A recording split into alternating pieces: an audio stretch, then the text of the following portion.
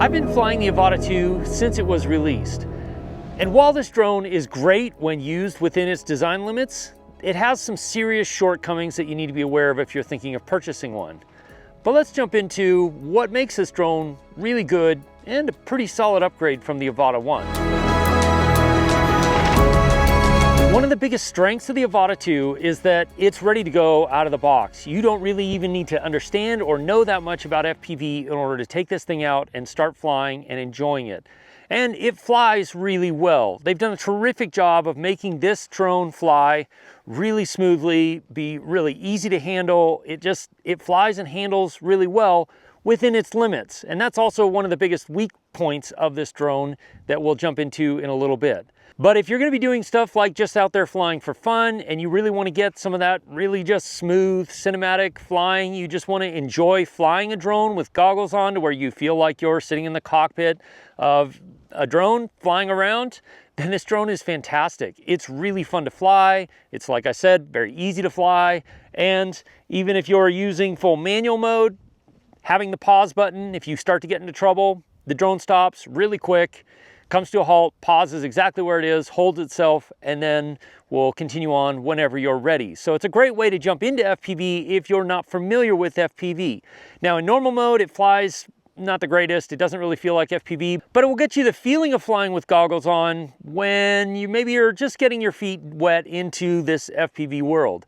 Now in sport mode, you get a lot more speed. You're still somewhat limited, but you definitely are starting to get a little more of the thrill, a little more of the rush. But where this drone comes alive is when you jump into manual mode and you take some of the max angle restrictions off so that you can really push this thing to its limits. And push this thing to its limits I have, including chasing my buddy Jevin Dovey out in the middle of the desert. And surprisingly, this drone can really move. Now, you've got to up tilt the gimbal way up in order to get going that fast, but in full manual mode, this drone will really get moving along. And even if you want to dip your toes into acro, DJI has included the easy acro mode. I don't really recommend it, but if you want to try it out, you certainly can, and you'll get an idea of what it's like to fly acro. So where this drone excels is when you're just wanting to do those smooth, flowy, really fun, glidey, flying through places type of shots. Then this drone is really good for that. If you want to fly through buildings or, in proximity to stuff, this drone is pretty good for that, although I'd highly recommend picking up some of the ribbed rider protection from Original Dobo. They'll be linked down in the description below as well. He didn't know I'm saying that, but he's a friend and he puts out some really fantastic products for FPV. And while I wouldn't recommend this drone necessarily for high-end commercial work, actually, I wouldn't recommend it for high-end commercial work. It does work well in certain situations, and I've used it on a few different commercial jobs where this drone actually made the most sense. One of them was chasing skiers down a hill. The best part and one of the best things about this drone is the fact that you can go up, get into position, and then hit that pause button and let the drone just hold its position. You don't have to physically sit there and hover the drone, which can be a little strenuous if you have to do it all manually. But with this, flying it up to location, hitting the pause button, letting it sit there until the skier's ready to come down the hill, and then you chase off down the hill after the skier. And that's where another really great strength of this drone comes, is that you're able to vary the angle of the gimbal live on the fly. So if a skier is going a little slower, you can lower the angle and go a little slower. If a skier or somebody chasing you is going a lot faster, then you can raise the angle and go a lot faster. You really can't do that with any other FPV drones on the market. You have to set it and then basically control your speed by any other way, which can be more difficult to frame properly. So that's a use case where this drone is fantastic. Another commercial job I've used this on was filming the inside of big warehouses and indoor fly-throughs. This drone does a great job of that. It actually has pretty decent low light performance because of the sensor that DJI has put on here.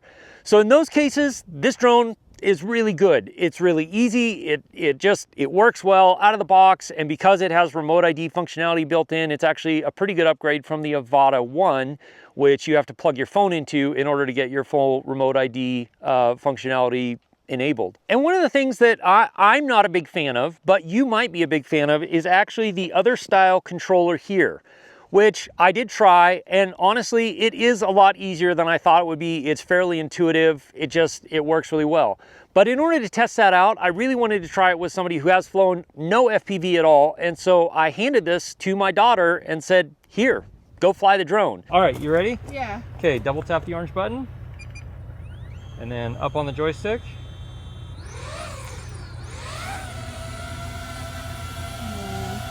All right, and then it's squeeze the trigger to go forward, and then just move the stick. Don't twist. Wait, just move yeah, this way. Should be. Yep. And then you can go up by pointing up. That's cool. So how easy is it to fly, JL? Very easy. It's like one of those little racing games. So DJI has done what DJI does really well, which is simplify the process and make a really easy to use, easy to learn, out of the box, off the shelf solution for FPV if it's something you want to dip your toe into. Another strength that we have to talk about at this drone is actually the image quality. Because they're using the same sensor that they use in the Air 3 and the Mini 4 Pro, it's a great sensor and you get 10-bit D-Log-M footage out of it. You can do a lot with the footage in post. You can push it, you can make it match up really well. And actually, shockingly, we were, when I was filming those skiers, we were filming with this and then also with a Red Raptor.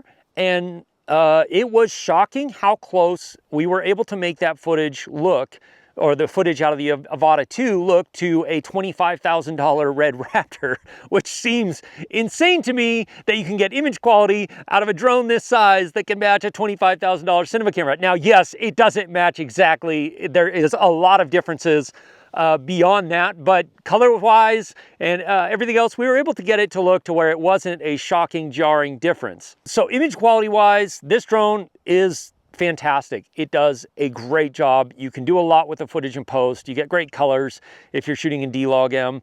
And even in the normal mode looks good. It works well. In auto modes, it does a pretty good job. The couple of things you want to do is lock the white balance so it doesn't change on you, and maybe lock your shutter speed, which means you'll have to use something like ND filters. Now, fortunately, Freewell released a great little kit. Fantastic little set of ND filters that snap right on the front. They've been great. I've been using them since Freewell released them. They'll be linked in the description as well. They're really durable. They snap on pretty easy. Getting them off is a little bit harder, but it also makes me feel pretty confident that they won't just fly off and disappear on you if you do have a little wreck with them on, because I have had issues with that on some other FPV drones. The other thing about the image quality is that it actually has pretty decent low light performance. Now, this is not a low light drone by any means. It's not, but like sunrise, sunset, even flying around this warehouse, it did fine. Maybe a little bit of cleanup in post and you're really good to go. It's, yeah, shockingly good image quality coming out of a drone this size.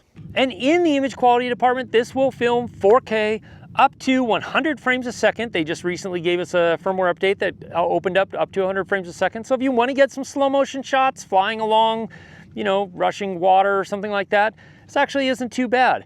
4K 30, 4K 60 is probably where you're going to live most of the time. That's where I have been. It's been great. You can't take pictures with this drone, but you can get some really solid 4K video. Another really cool thing that DJI did do is give you the option to stabilize built in, which actually does a very good job, or turn stabilization off and then take it later into a program like GyroFlow, which it natively supports, and stabilize it in post if you want the most amount of control over how you want to stabilize the footage in post. And really quickly, talking about the Avata 2 versus something like the Air 3 or the Mini 4 Pro, if you're looking at the two different drones, there is a difference between the two drones. And here you can see this is the Avata 2 footage. Really nice, really fun, has that flowy, flying feel. And then if you switch to the Air 3, it has a very distinctly different look. So I'd say if you're looking for, you know, you wanted the feeling of flight or that chasing feeling, that very close chasing feeling, then the Avata 2 is a great drone to pick up if you want to do stuff like that, or if you just want to feel like you're flying around when you fly your drone. Great option. But if you're looking to do any sort of photo work or maybe a little bit more professional video work, you definitely want to lean more toward the Air 3 or the Mini 4 Pro as your first drone. This is strictly for those chasing type of shots and really those smooth, I hate to use the word, but cinematic, flowing type shots. And of course, one of the biggest things about this drone is that it has most of DJI's safety features built in, which means if you lose connection, if you need to stop because you're getting in a place trouble, you can push the pause button on the remote and the drone will stop immediately. Or if you lose connection, the drone will stop, go up, and then return to home, which is super helpful and super useful. Another big strength of this drone is the battery life. Even pushing it hard, I've been getting really great flight times for an FPV drone. Now, the stabilized drones, you get much longer flight times, that's normal. FPV, you're always pushing a fair amount more power and using a fair amount more power to go faster, to move around a lot, and so you're never gonna get as good of flight times with FPV as you do with a GPS drone, but you do get pretty good flight times with this. Chasing the skiers, I was getting, 3-4 runs per battery. So it's like 6-7 minutes, maybe 8 minutes, depending on how hard I was having to push it coming downhill and stuff like that. The batteries, they're good. They're, built with a lot of DJI smart technology, which makes it really nice if, again, you're new to FPV and you're jumping into it. Hey, if you're enjoying or getting value out of this video, then consider subscribing. My goal is to help solo creators like myself make good decisions when it comes to purchasing gear and then teach you skills to be able to use the gear you have to its fullest potential. Generally, I do stuff in places like this for very real world testing. If you just hit that subscribe button, it doesn't cost you anything. You can always unsubscribe later. And that's where we come to the first big weakness of this drone. And that's if you want to do stuff like mountain surfing, like what I did a little bit I did a little bit of here today. This is the first thing you're going to run into, is that this drone cannot handle very much wind. Even in manual mode, even though it's capable of really great speeds, it just is limited. It's not the fault of this drone. I have the same issue with the custom built FPV drones that I have that have ducks. It is something that a smaller drone, with ducks especially, is going to struggle in windy environments. It just is. They're not built for that. They're built for smooth flying through close proximity flying, stuff like that. If you're going to fly in the mountains like this, then you need something like a 7-inch or something that's a fair bit larger and a fair bit more powerful in order to be able to handle and combat the winds. And you can see here, like, there just is no way other than leaning it way over in order to get in the building that I was able to do anything other than just that's all you can do. And that's partly FPV drones in general, because they don't have a 3-way or a 3-axis stabilized gimbal system. It's what gives you that flying feeling, but it's also a limitation. You need to realize that if you're having hard wind coming from the side or gusty wind, you're going to notice it in the footage, even when the footage is stabilized. And that brings us to another weakness of this drone, but it's actually not even specific to this drone. It's the general design of drones like this, ducted drones, is acrobatics. Yes, I know DJI gave us an easy acro mode where you can kind of experience flips, rolls, and that sort of 180-degree sliding shot that they've come up with, which is fine. Not something I would ever use in a professional environment necessarily, but if you want to experience basic acro stuff, this will do it. But it's really not meant for that. It's really underpowered for that type of stuff. And so you've got to be very careful. If you get into those situations, you've got to give yourself a fair amount of space in order to do those types of moves. Overall though, I wouldn't recommend it because of another issue with this drone, is that it's not super easy to repair. The Avata one was actually a lot easier, where you could just pull the sort of whole bottom plate off and replace all the ducts at once. This one is not that way. You're going to want DJI Care Refresh with this. You're going to want to pick up those rib riders from Original Dobo in order to give yourself the best chance of not breaking your ducts when you bump into something or when you crash, because you likely will flying FPV. We need to talk about the Goggles 3, because I have a love-hate relationship with these. Maybe contrary to most people, I'm actually a pretty big fan of the Goggles 2 because of the way they strap. The good thing is that you have a battery built in, you've got USB out. They kind of got rid of the touchpad, which I guess is good or bad. You got the 5D button here, it's fine. Great range. The optics are good. You can adjust the diopters. You can get these set pretty much where you need to be, and you can, adjust if you need like closer, farther away, depending on, if you wear contacts or glasses, you can set up diopters and all of that. Another nice thing is that it does fit better to your face when you put it on. It form fits because of this softer rubber material here. It lets less light in than the Goggles 2 does. But this is also one of the biggest things that I don't like about these, is if you're trying to operate from a moving vehicle in a sparsely populated area, because that is how it's legal to do that here in the US, it becomes really difficult if it's bumpy at all, because this is not pulled tight to your face. So the goggles are constantly sitting there kind of loose. That was one of the major issues I found with this. The other issue with having a built-in battery like these do is that you can't just swap out a battery. With the Goggles 2, you can just swap out a battery, recharge the other battery while you're flying. This, you have to keep it plugged into USB Type-C with a battery bank or something in your pocket, which you can do, but I'd much rather just be able to swap out a battery and use it. Now, a couple of the good things about this is that because these have GPS built in, you have full compliance with remote ID here in the US. The drone transmits, this transmits, so that can be a good or a bad thing. One of the big things that DJI touted with these goggles is that they have the two little cameras on the front and you can, see your surroundings.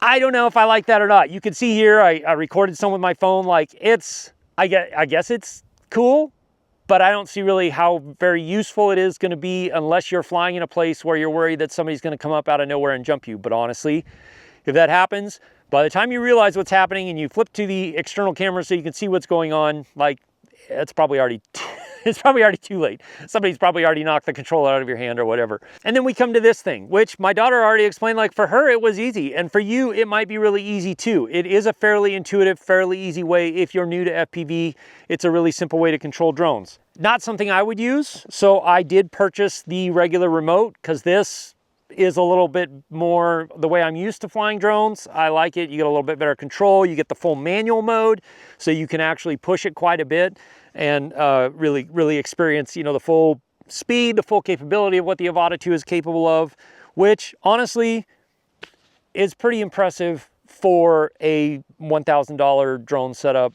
If you add this on, it's well worth it, in my opinion. And then we come to the batteries. Now, we already talked about the battery life, which is really good, but if you're gonna get the Fly More combo, I would highly recommend it because you get the other two batteries, you get this charger, which can do the whole thing where if you push and hold the button down, it will take power from whatever batteries have the least power and dump it into whatever battery is most fully charged, so you can eke every little bit of performance out of there you can. I will say that with this, 3 batteries, I was almost able to keep up with doing things, flying continuously when I was chasing the skiers. Not quite. I would have needed probably 2 more batteries in order to be able to just continuously fly without having to worry about conserving battery life too much. But having 3 batteries for the Avata 2 is great, gives you a really good amount of flight time and really fun. And this does recharge them fairly quickly, about an hour or so. It's sequential, so it'll charge the most charged one up first and then the next and so on. Now I want to hear from you. What do you think of the Avata 2? Did you buy one? Are you thinking of buying one? I'm really curious to see what you think. But next you're going to want to check this video out here, which talks about the difference between FPV drones, regular drones. I'll see you over there. As always, if you have questions, ask me in the comments below or join my live stream, which happens most Wednesday nights, 4 p.m. Alaska time, 8 p.m. Eastern. We're gonna have more of a conversation and I can answer questions maybe I didn't get to in this video. Yeah, I'll see you again soon in the next one. Cheers.